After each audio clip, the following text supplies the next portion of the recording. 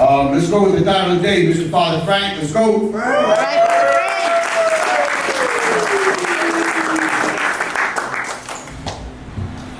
Good morning, everyone. Good morning. Let's keep Steve and his family close to our hearts this morning.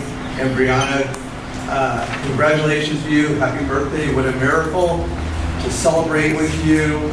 For this morning's thought for the day, I thought I would use a symbol. And the symbol I wanted to use is are those swinging doors. If you would have been lucky enough to be at our senior staff meeting a couple weeks ago, you would have heard the question and answer period for Father Greg. And one of the questions was asking Father Greg about the purpose of Homeboys. And I loved how he said that Homeboys is not about setting a measuring stick and making sure everyone measures up, but rather it's about celebrating each other, it's about healing, it's about transformation, it's about wellness, it's about beloved belonging. And as I was thinking about wellness and wholeness and transformation, I thought how those swinging doors really help us to heal at Homeboys. And as I was thinking about that, I was walking from my car, and one of my clients ran up to me and said, "Father Frank, I'm not making my appointment today." And I'm like, "Well, what happened?" And she's like, "Two things happened. One, I was surprised to find out that I actually graduated from high school. And two, in the next few minutes, Colin is taking us on a tour of colleges."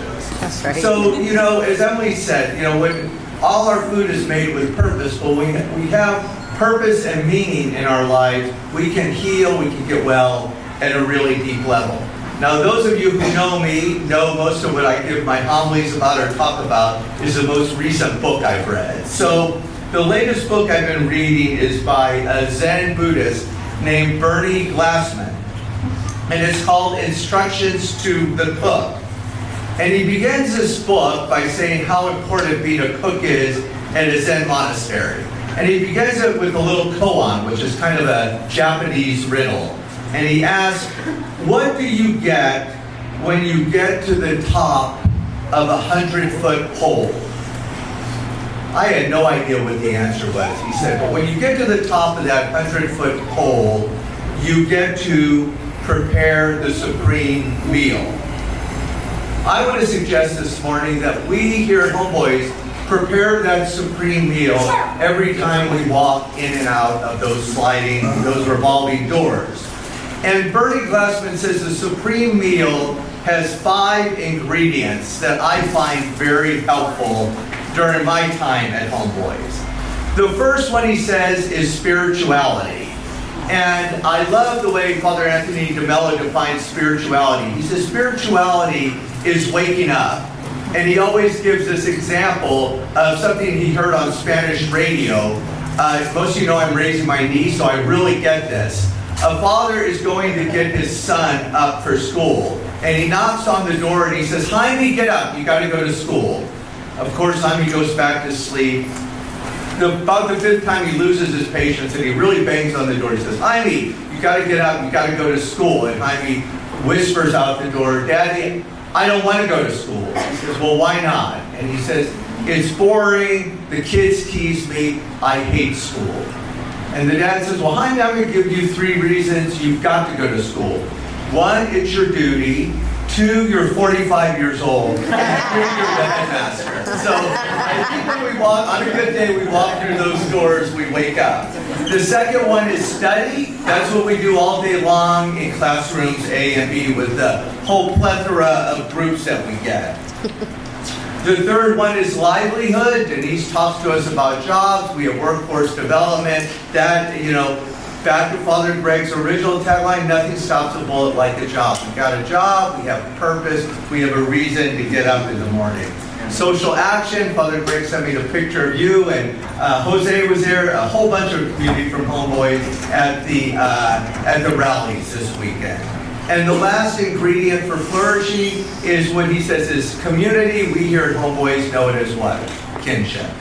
So, that's just my kind of reflection, is that what this 18-month training program does at its best for all of us is it gives us an opportunity to prepare the supreme meal of our own lives. And Glassman says the supreme meal of our own life is the greatest gift we can receive and the greatest offering we can make.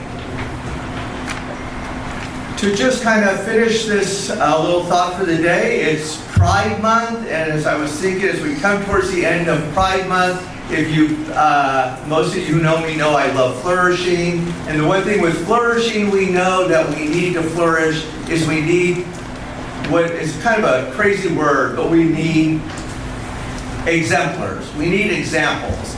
And the exemplar I'd like to use this morning for Pride Month is Father Michael Judge, who was a Franciscan priest. He spent his whole life working with HIV, AIDS, with recovery, and promoting LGBTQIA rights.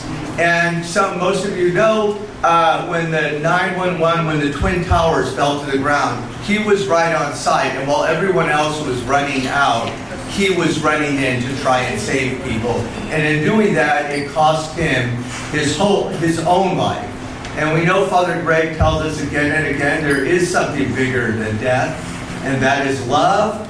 And I thought just for Pride Month, it'd be nice to end with a little prayer he wrote that's was on the back of his funeral card. And it goes like this. Lord, take me where you want me to go. Let me meet who you want me to meet. Tell me what you want me to say. And please, please, please help me stay out of the way. Now that's the supreme meal. Amen.